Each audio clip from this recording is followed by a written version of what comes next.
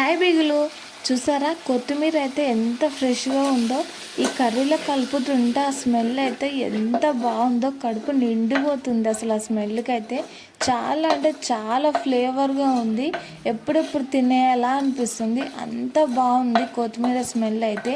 నాకైతే ఈ స్మెల్ అంటే చాలా ఇష్టం.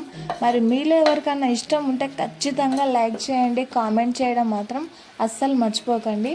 చూడండి, కొంచెం కొంచెం మగ్గిన తర్వాత స్మెల్ అనేది మామూలుగా రాదు, అంత బాగుంటుంది. కొత్తిమీర అంటే నాకు చాలా ఇష్టం.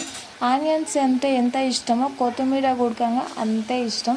ఈ రెండు కాంబినేషన్లో అయితే కర్రీ అయితే సూపర్ ఉంటుంది.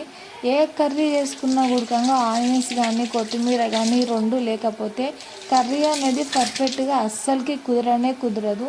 నాకైతే కొత్తిమీర అంటే చాలా ఇష్టం. వీడియో నచ్చితే లైక్ చేయండి, సబ్స్క్రైబ్ ముఖ్యం.